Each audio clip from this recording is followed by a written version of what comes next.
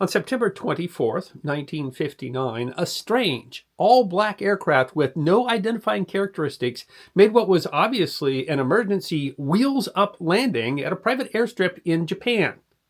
The appearance of the strange plane might have attracted local attention, but possibly not the press, were it not for the fact that shortly thereafter, a group of men that were clearly U.S. military personnel that were wearing what was described as conspicuous Hawaiian shirts and carrying large pistols showed up to guard the plane.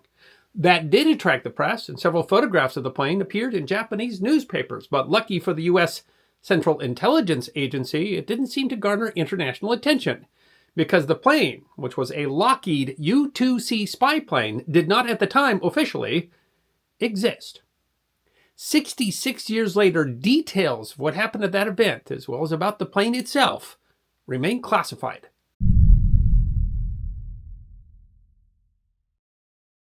A 1998 redacted version of a declassified CIA history staff monograph from 1992 by Gregory W. Pedlow and Donald D. Welzenbach notes at the outset the nature of an extraordinary program. When the Central Intelligence Agency came into existence in 1947, no one foresaw that in less than a decade it would undertake a major program of overhead reconnaissance, whose principal purpose would be to fly over the Soviet Union. The story of the Lockheed U-2 Dragon Lady is almost the embodiment of the Cold War. Secrets, science, politics, plausible deniability, and one of the most notorious incidents to define the era. The Museum of the United States Air Force explains, in the early 1950s, Soviet military and economic developments were a mystery to the United States because the USSR was a secretive, closed society. Americans feared a rising threat from a nation they knew was developing long-range nuclear missiles and bombers. Before reconnaissance satellites were available, aircraft taking pictures with powerful cameras over Soviet bases was the best way to find out what they were doing.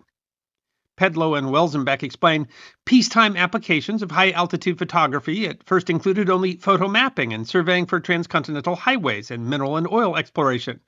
There was little thought given to using photography for peacetime espionage until after World War II, when the Iron Curtain rang down and cut off most forms of communication between the Soviet bloc of nations and the rest of the world. But it was a dangerous game, and by the 1950s, the Soviets became more aggressive at defending their airspace, with Soviet fighters downing several American reconnaissance planes, as well as British and Turkish planes near their airspace, although not directly over their territory.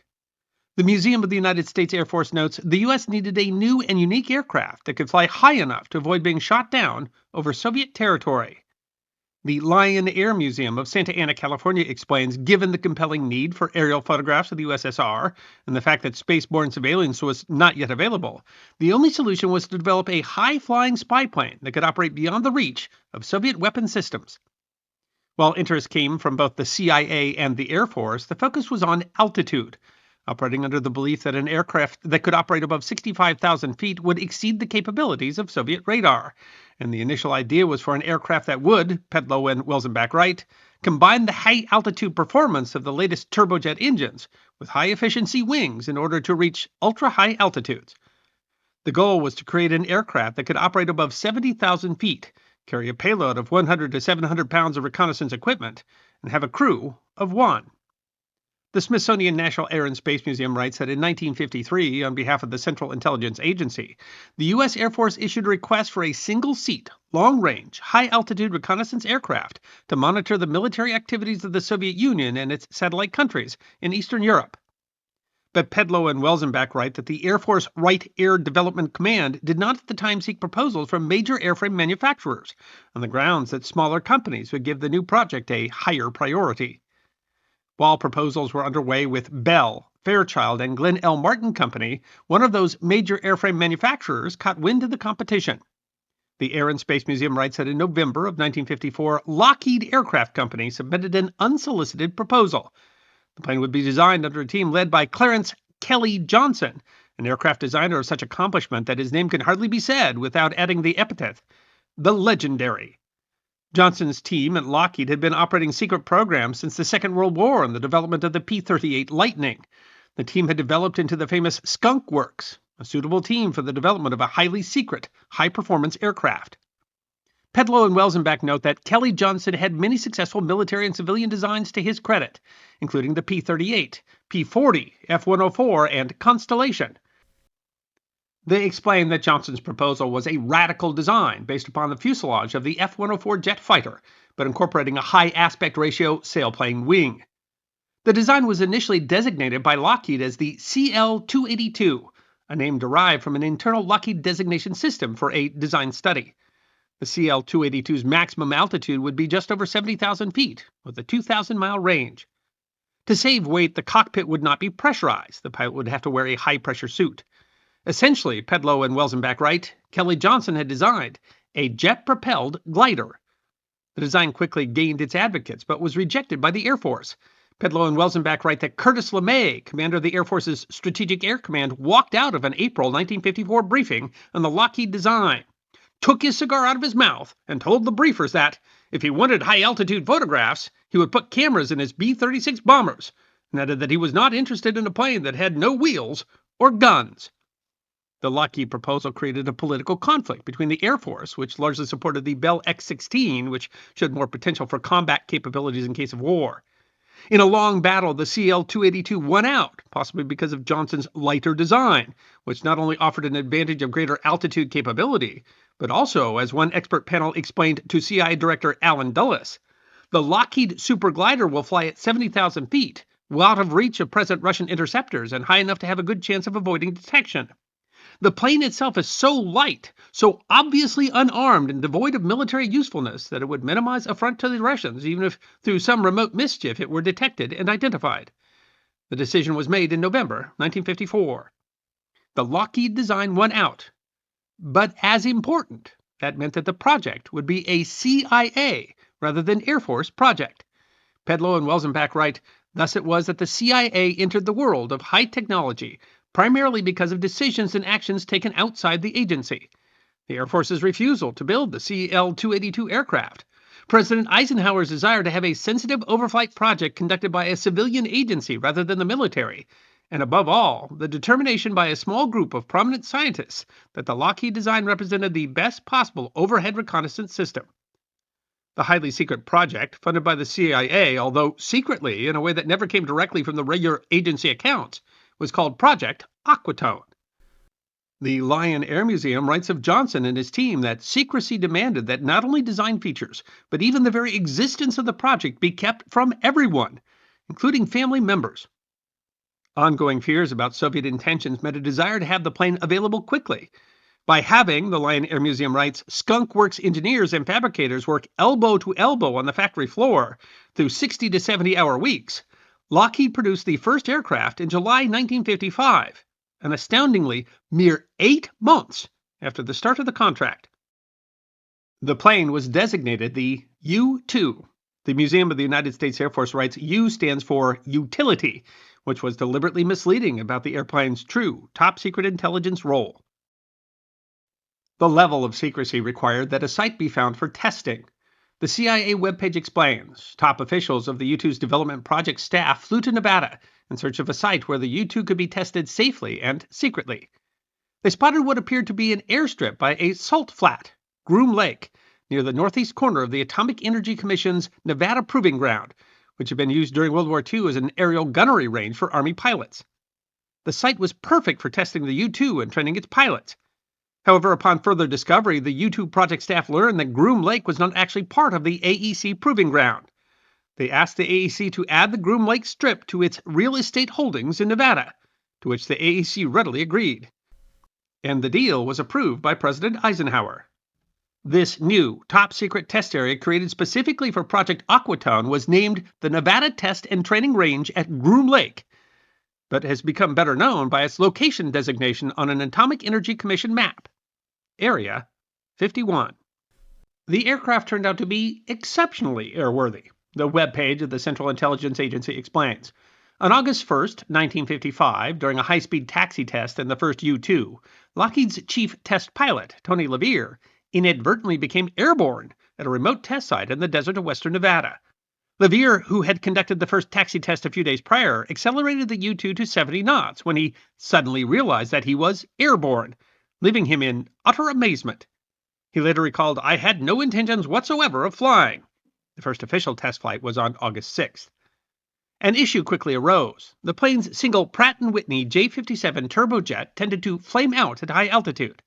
That became a critical issue during one of the final test flights. Pedlow and Welzenbach write, on April 14, 1956, a westward-bound U-2 had experienced a flameout over the Mississippi River at the western border of Tennessee. After restarting his engine, the pilot reported a second flameout and engine vibrations so violent that he was unable to get the power plant to start again. But the issue hadn't been totally unexpected. In anticipation of problems, the project director had arranged for sealed orders to be delivered to every airbase in the continental United States, giving instructions about what to do if a U-2 needed to make an emergency landing. The pilot, who by this time was over Arkansas, they write, radioed that, given the prevailing winds and the U-2's 21-to-1 glide ratio, he thought that he could reach Albuquerque, New Mexico. The Pentagon contacted the commander of Albuquerque's Kirkland Air Force Base, telling him to open the sealed orders, which instructed him to have air police keep everyone away from the craft and get it inside a hangar as quickly as possible. When the plane landed, the base commander exclaimed, "It's not a plane, it's a glider." Even more surprised were the air police who surrounded the craft when it came to a halt. As the pilot climbed out from the cockpit in his spacesuit, one of the air policemen remarked that the pilot looked like a man from Mars. The pilot later reported that from the beginning of the first flameout until the landing at Albuquerque, the U-2 had covered over 900 miles, including more than 300 by gliding. The Air and Space Museum writes that the issue of engine flameouts at high altitude was solved by the development of new low-volatility fuel for the single Pratt & Whitney J-57 turbojet. But problems did remain. Pilot training began in the spring, and Pedlow and Welzenbach note, the U-2 was a very difficult aircraft to fly. Its very light weight, which enabled it to achieve extreme altitude, also made it very fragile. The aircraft was also very sleek, and it sliced through the air with little drag. This feature was dangerous, however, because the U-2 was not built to withstand the G-forces of high speed. Pilots had to be extremely careful to keep the craft in a slightly nose-up altitude. When flying at operational altitude, if the nose dropped by only a degree or two into the nose-down position, the plane would gain speed at a dramatic rate, exceeding the placarded speed limit in less than a minute, at which point the aircraft would begin to come apart. Pilots therefore had to pay close attention to the aircraft speed indicator because at 65,000 feet, there was no physical sensation of speed without objects close at hand for the eye to use as a reference. The Museum of the Air Force writes that when flying at high altitude, early U-2s had to maintain a very specific speed, about 460 miles per hour true airspeed, to stay in the thin margin between stalling and high-speed buffeting. The difference was only about 7 miles per hour, and pilots called this margin the coffin corner. Another issue was with fuel management. To save weight, the cockpit had no fuel quantity gauge. Pilots only had a low fuel warning light. The plane is notoriously difficult to land. As the website HistoryNet notes, every extra foot of altitude meant 1,000 more feet of runway would be needed. Eventually, and to this day, U-2s began to be landed with the help of mobiles. These are U-2 pilots driving muscle cars that can easily accelerate to 100 miles per hour with a taxiway to catch up with a landing U-2 so the driver can call out precise altitudes, even in inches, to the pilot. These problems showed. The program suffered 3 fatal accidents and the loss of a 4th aircraft in 1956. The first pilot fatality came on May 15, 1956, when pilot Robert White stalled his aircraft while making a right-hand turn. And Pedlow and Welzenbach write, it plunged to Earth, disintegrating over a wide area. Another pilot died when his plane stalled on August 31st. A third pilot died on September 17th when a piece of the wing broke off on takeoff and the plane disintegrated in midair. Another airframe was lost in December, although Pedlow and Welzenbach write, the pilot managed to jettison the canopy and was sucked out of the aircraft at 28,000 feet. His chute opened automatically at 15,000 feet and he landed without injury. Despite the accidents, the plane was declared operational in June, and a U-2A completed the first overflight of the Soviet Union on July 4th. The Air and Space Museum writes, operational U-2As flew routinely from bases in Pakistan and Turkey to Norway, overflying vast stretches of the Soviet Union. These flights gathered much important data and particularly revealed that the so-called missile gap in the Soviets' favor was a myth, thus altering the delicate strategic balance. Other flights occurred over China, particularly during the 1958 offshore island crisis. There, the U-2 made a surprise contribution. The program organizers realized that they needed a cover story for overseas operations. Pedlow and Welzenbach explained it was important to have a plausible reason for deploying such an unusual-looking plane, whose glider wings and odd landing gear were certain to arouse curiosity. The story they came up with was to cover the deployment ostensibly as a mission of high-altitude weather research. Planes were photographed in NASA emblems to make the story plausible. While operating in Asia from Japan, U-2s overflew and photographed typhoons during the very active 1958 season, just to give credibility to the cover story, and providing some of the first high-altitude photographs of such large storms. The plane involved in the emergency landing on September 24, 1959, was a part of the unit conducting those flights, a CIA unit called Detachment C. The J-57 turbojet engines of the U-2 were replaced by the more powerful Pratt & Whitney J-75P-13. The new models were the U-2C. The first of these U-2Cs arrived at Detachment C in the summer of 1959, and Pedlow and Wolzenbach write, a Detachment C pilot decided during a test flight to set a new altitude record. This caused him to burn fuel more quickly than expected, precipitating the landing at a local glider strip. While the crash did not cause any injuries or serious damage to the aircraft, it was the Detachment C security unit whose Hawaiian shirts and pistols drew the attention of local reporters. Those were the first photos published in a public newspaper of a plane that officially still didn't exist. The U-2C involved was airframe Article 360, the 20th U-2 built. The plane was sent for factory repair. Another incident happened in August. The U.S. decided to train pilots from Taiwan's Nationalist China Air Force to fly overflights over the PRC, and one of those pilots, Major Xin Hua, suffered an engine flameout in a U-2A. Attempts to restart the engine failed. He couldn't know that a fuel line had broken. Desperate, Hua broke through cloud cover and saw the runway lights of tiny Cortez, Colorado airport. HistoryNet notes that the runway was only 10 feet wider on each side than the U-2A's 80-foot wingspan. Hua managed a good landing in difficult circumstances, but the landing gear failed as the hydraulic system didn't work without the engine. The plane had to be dismantled and the parts flown out on a C-124 transport. Then Detachment C had a second incident on April 5, 1960. The landing bay doors failed to close completely on a mission, and that caused fuel to be expended more quickly than expected. And the plane crash-landed in a rice paddy in Japan.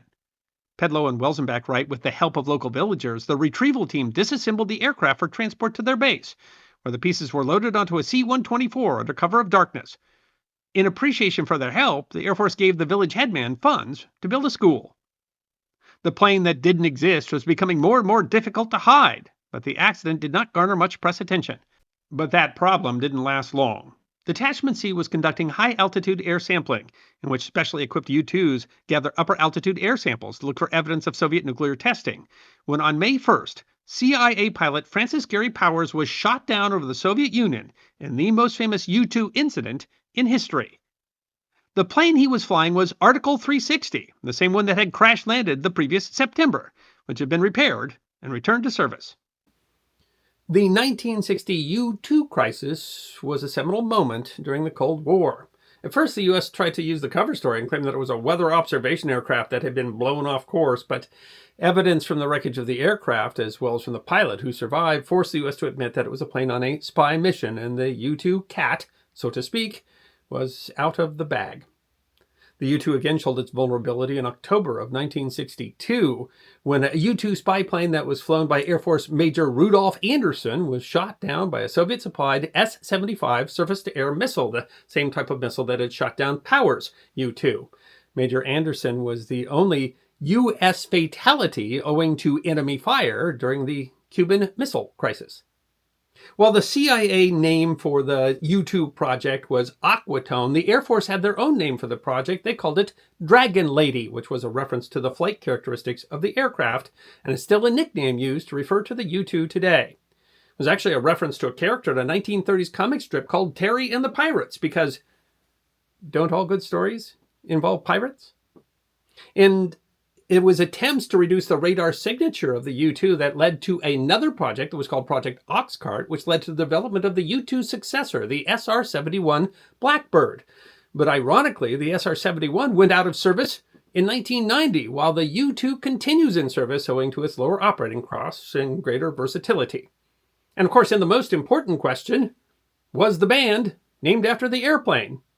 Well, sort of. A friend of the band's bassist, Adam Clayton, produced a list of potential names for the band, and U2 was the one that band members say they disliked the least. Some band members felt that the U2, referring to the spy plane, sounded futuristic, although it also sounds like, hey, U2, which made a connection to the audience. As both are still going concerns, it's yet to be decided whether the band will outlast the airplane. I hope you enjoyed watching this episode of The History Guy, and if you did, please feel free to like and subscribe and share The History Guy with your friends. And if you also believe that history deserves to be remembered, then you can support The History Guy as a member on YouTube, a supporter on our community at Locals, or as a patron on Patreon. You can also check out our great merchandise shop or book a special message from The History Guy on Cameo.